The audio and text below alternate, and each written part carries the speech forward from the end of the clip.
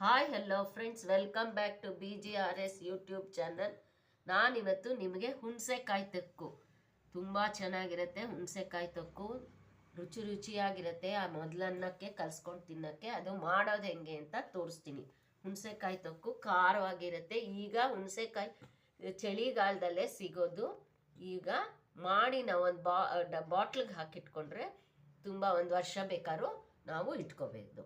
ಮೊದಲು ಬೇಕಾಗಿರೋದು ಹುಣಸೆಕಾಯಿನ ನಾವು ಇದನ್ನು ಜಜ್ಜಿ ಒಂದು ಬಾಟ್ಲಲ್ಲಿ ಉಪ್ಪು ಹಾಕಿ ಇಟ್ಕೋಬೇಕು. ಒಂದು 4-5 ದಿವಸ ಆದಮೇಲೆ ಅದೊಂದು ಸ್ವಲ್ಪ ಮೆತ್ತಗಾಗತ್ತೆ. ಆವಾಗ ಅದರೊಳಗಿರೋ ಬೀಜ ತೆಗೆದು ಅದನ್ನು ಮೆಣಸಿನ್ಕಾಯಿ, ಇಂಗು, ಮೆಂತ್ಯ ಹಾಕಿ ರುಬ್ಕೊಂಡ್ರೆ ಹುಣಸೆಕಾಯಿ ತೊಕ್ಕು ರೆಡಿ ಆಗುತ್ತೆ. ಫಸ್ಟು ಇದನ್ನು ಕುಟ್ಕೊಳ್ಬೇಕು. ಕಲ್ಪತ್ತಿರ ಅಂತ ಹೇಳ್ತೀವಲ್ಲ, ಇದರೊಳಗೆ ನಾವು ಕುಟ್ಕೋಬೇಕು. ಇದು ಸ್ವಲ್ಪ ಕಷ್ಟದ ಕೆಲಸನೇ, ಬಟ್ ರುಚಿಯಾಗಿರುತ್ತೆ. ನಾವು ಮಾಡಿಕೊಂಡ್ರೆ ನೋಡಿ, ಈ ಥರ ನಾರೆಲ್ಲ ಬಿಡಿಸ್ಕೋಬೇಕು. ಮೊದಲು ಇದನ್ನು ಈ ಥರ ಬಿಡಿಸ್ಕೊಂಡು ನಾರನ್ನೆಲ್ಲ ತೆಕ್ಕೋಬೇಕು. ನಾರು ತೆಕ್ಕೊಂಡು ಕುಟ್ಕೋಬೇಕು. ಈ ಕಲ್ಲು ಕುಟ್ಕೋಬೇಕು. ಫಸ್ಟು ನಾವು ಒಂದು ಲೇಯರು ಕಲ್ಲುಪ್ಪು ಹಾಕಬೇಕು. ಕಲ್ಲುಪ್ಪು ಹಾಕಿದ್ರೆ ಒಳ್ಳೆಯದು. ಯಾವಾಗಲೂ ತಿಳ್ಕೊಳ್ಳಿ, ಉಪ್ಪಿನಕಾಯಿ ತಕ್ಕಗೆಲ್ಲ ಕಲ್ಲುಪ್ಪು ಹಾಕೋದೆ ಒಳ್ಳೆಯದು. ಕೆಳಗಡೆ ಏನು ಹುಳ ಗಿಳ ಬರದೇ ಇರಲಿ ಅಂತ ಒಂದು ಲೇಯರು ಉಪ್ಪು, ಕಲ್ಲುಪ್ಪು ಹಾಕಿದ್ದೀನಿ. ಈಗ ಇದರೊಳಗೆ ನಾನು ಕುಟ್ಕೊತೀನಿ. ಈ ಥರ ಬೇರೆ ನಾರನ್ನೆಲ್ಲ ಬೇರೆ ಮಾಡಿಕೊಂಡು ಬಿಡಿಸ್ಕೊಂಡು ಇದನ್ನು ಕುಟ್ಕೊತೀನಿ. ಫಸ್ಟು ಇದು ಹೇಗೆ ಕುಟ್ಟೋದು ಅಂತ ತೋರಿಸ್ತೀನಿ ನೋಡಿ. ಹೀಗೆ ಒಂದೆರಡು ಜಜ್ಜಿದ್ರೆ ಈ ಥರ ಬರುತ್ತೆ. ಇದನ್ನು ನಾವು ಹೀಗೆ ಉಪ್ಪಲ್ಲಿ ಹಾಕಿ ಒಂದು 4-5 ದಿವಸ ಇಡಬೇಕು. ಬಾಟ್ಲಲ್ಲಿ ಹಾಕಿ ಟೈಟ್ ಹಾಕಿ ಏರ್ ಕಂಟೈನರಲ್ಲಿ ಹಾಕಿಟ್ರೆ ಅದು ಇರುತ್ತೆ. ಇದಕ್ಕೆಲ್ಲ ಗ್ಲಾಸೇ ಒಳ್ಳೆಯದು. ಪ್ಲಾಸ್ಟಿಕ್ಕಿಂತ ಯಾವಾಗಲೂ ಗ್ಲಾಸೇ ಒಳ್ಳೆಯದು. ಆಮೇಲೆ ಕಲ್ಲುಪ್ಪು ಅಷ್ಟೇ ನಾವು ಉಪಯೋಗಿಸಿದ್ರೆ ತುಂಬ ಒಳ್ಳೆಯದು. ದೇಹದಕ್ಕೆ ಅದು ಒಳ್ಳೆಯದು. ಆದ್ದರಿಂದನೇ ನಾನು ಕಲ್ಲುಪ್ಪು ಹಾಕಿದ್ದೀನಿ. ಈಗ ಈ ಥರ ನೋಡಿ, ನಾರನ್ನೆಲ್ಲ ಬಿಡಿಸ್ಕೊಂಡು ಇದನ್ನು ಬೇರೆ ಮಾಡಿಕೊಂಡು ಕುಟ್ಕೋಬೇಕು. ಈ ಥರ ಒಂದೆರಡು ಹಾಕಿದ್ರೆ ಏಟು ಅದು ಜಜ್ಜದ ಮೇಲೆ ತಿರ್ಗಾ ಈ ಥರ ಇದನ್ನು ಹಾಕ್ಕೋಬೇಕು ನೋಡಿ. ಇವಾಗ ಇದನ್ನು ಜಜ್ಕೊಂಡಿದ್ದೀನಿ. ಮಧ್ಯ ಮಧ್ಯ ಉಪ್ಪು ಹಾಕ್ಕೋಬೇಕು. ಉಪ್ಪು ಹಾಕಿ ಅದನ್ನು ಕುಟ್ಕೊಂಡಂಗೆ ಮಧ್ಯ ಮಧ್ಯ ಸ್ವಲ್ಪ ಉಪ್ಪು ಹಾಕ್ಕೋಬೇಕು. ಇದು 1 kg ಅಷ್ಟು ಇದೆ. ಇದಕ್ಕೊಂದು 1/4 kg ಅಷ್ಟು ನಾನು ಕಲ್ಲುಪ್ಪು ಹಾಕೋಣ ಅಂತ ಅಂದ್ಕೊಂಡಿದ್ದೀನಿ. ನೋಡಿ, ಮಧ್ಯ ಮಧ್ಯ ಹೀಗೆ ಹಾಕ್ತಾಯಿದ್ದೀನಿ. ಉಪ್ಪು ನಮಗೆ ರುಚಿಗೆ ತಕ್ಕಷ್ಟು ಬೇಕಾಗತ್ತೆ. ಅದರಿಂದ ನೋಡಿಕೊಂಡು ಹಾಕ್ಕೋಬೇಕು. ಇದು ನೋಡಿ, ಇವಾಗ ಚೆನ್ನಾಗಿ ಕುಟ್ಟಿ ಮೇಲುಗಡೆನೂ ಅಷ್ಟೇ ಒಂದು ಕೋಟು ಉಪ್ಪು ಹಾಕಿಟ್ಟಿರ್ತೀವಿ, ಯಾಕೆಂದರೆ ಹುಳ ಬರ್ದಿರೋ ಹಾಗೆ. ಇದನ್ನು ಒಂದೆರಡು ದಿವಸ ತೆಗೆದು, ಒಂದೆರಡು ದಿವಸ ಆದಮೇಲೆ ತೆಗೆದು ಕೈ ಆಡಿಸ್ಬಿಟ್ಟು 3-4 ದಿವಸ ಆದಮೇಲೆ ತಿರ್ಗಾ ಇದನ್ನು ಗ್ರೈಂಡ್ ಮಾಡ್ಕೋಬೇಕು. ಮೆಣಸಿನ್ಕಾಯಿ, ಇಂಗು ಮತ್ತು ಮೆಂತ್ಯ ಇಷ್ಟು ಹಾಕಿ ಗ್ರೈಂಡ್ ಮಾಡ್ಕೋಬೇಕು. ಅಂದರೆ ಅದಕ್ಕೆ ಮೊದಲು ನಾರು ತೆಕ್ಕೋಬೇಕು. ಎಲ್ಲ ಬಿಡಿಸಿ ಇದು ಮೆತ್ತಗಾಗತ್ತೆ. 2-3 ದಿವಸ ಆದಮೇಲೆ ಆವಾಗ ನಾರು ತೆಕ್ಕೋಬೇಕಾಗತ್ತೆ. ಇದನ್ನು ಇವಾಗ ಹಿಂಗೆ ಟೈಟಾಗಿ ಹಾಕಿ ಮುಚ್ಚಿ ಎತ್ತಿಟ್ಟಿರಬೇಕು.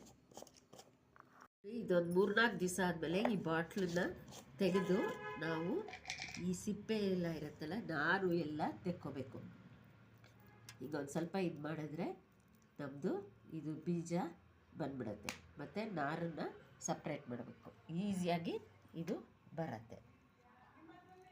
ಇದು ಈ ಥರ ಎಲ್ಲ ನಾವು ನಿಧಾನಕ್ಕೆ ಬಿಡಿಸ್ಕೋಬೇಕು. ಈ ಬಾಟ್ಲು ಫುಲ್ಲು ನಿಧಾನಕ್ಕೆ ಎಲ್ಲ ಕೈಯಿಂದಲೇ ಬಿಡಿಸ್ಕೋಬೇಕು. ಇಲ್ಲಾಂದರೆ ಮಿಕ್ಸಿನಲ್ಲಿ ರುಬ್ಬಕ್ಕೆ ಆಗಲ್ಲ ಅದು. ಈಗ ಇದೆಲ್ಲ ಮೆತ್ತಗಾಗಿದೆ. ಈಸಿಯಾಗಿ ಬೀಜ ಎಲ್ಲ ನೋಡಿ ಈ ಥರ ಬರುತ್ತೆ. ನಾನು ಅದೇ ಥರ ನೋಡಿ ಬಿಡಿಸಿ ಇಟ್ಕೊಂಡಿದ್ದೀನಿ. ನೋಡಿ, ಈ ಥರ ಎಲ್ಲ ಬೀಜ ಈಚೆ ಬರುತ್ತೆ. ನಾರು ಬೀಜ ಎಲ್ಲ ಸಪ್ರೇಟು ಮಾಡಿಕೊಂಡ್ರೆ ಈ ಥರ ಆಗುತ್ತೆ. ಇದಕ್ಕೆ ಇವಾಗ ನಾವು ಮೆಣಸಿನ್ಕಾಯಿ, ಮೆಂತ್ಯ, ಇಂಗು ಹಾಕಿ ರುಬ್ಕೋಬೇಕಾಗತ್ತೆ.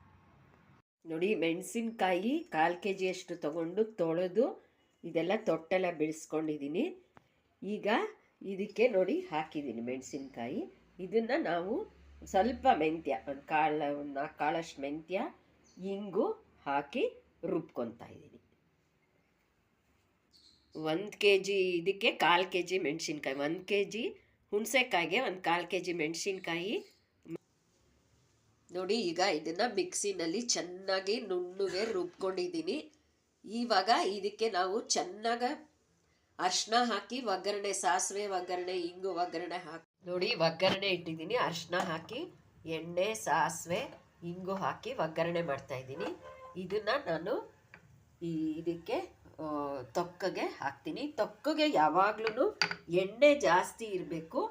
ಇದು ಚಪಾತಿ, ಅನ್ನ, ಮೊದಲನ್ನಕ್ಕೆ ಚಪಾತಿ, ದೋಸೆ, ಇಡ್ಲಿ ಎಲ್ಲದಕ್ಕೂ ಸೂಪರ್ ಕಾಂಬಿನೇಷನ್ನು. ಚೆನ್ನಾಗಿ ಎಣ್ಣೆ ಒಗ್ಗರಣೆ ಹಾಕ್ಕೊಳ್ಳೋದೆ ಇದಕ್ಕೆ ಮುಖ್ಯ. ಅನ್ನಕ್ಕೂ ಅಷ್ಟೇ ಕಲಿಸ್ಕೊಳ್ಳೋವಾಗ ನಾವು ಕಾದೆಣ್ಣೆ, ಬಿಸಿ ಬಿಸಿ ಎಣ್ಣೆ, ಆಮೇಲೆ ತುಪ್ಪ ಇದಕ್ಕೆಲ್ಲ ಹಾಕ್ಕೊಂಡು ಕಳಿಸಿದ್ರೆ ಸೂಪರ್ ಆಗಿರುತ್ತೆ.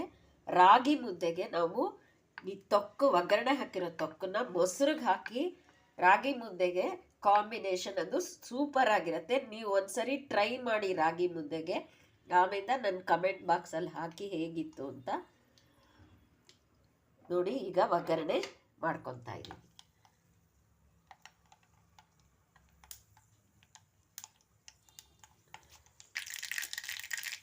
ಈಗ ಒಗ್ಗರಣೆ ರೆಡಿಯಾಗಿದೆ.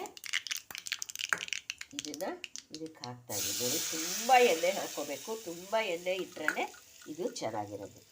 ಇದು ನೋಡಿ ಈಗ ಹುಣಸೆ ಹಣ್ಣಿನ ತೊಕ್ಕು ರೆಡಿಯಾಗಿ ಇದೆ. ಸೂಪರ್ ಆಗಿರುತ್ತೆ. ಇದನ್ನು ನೀವು ಮಾಡಿ ನೋಡಿ.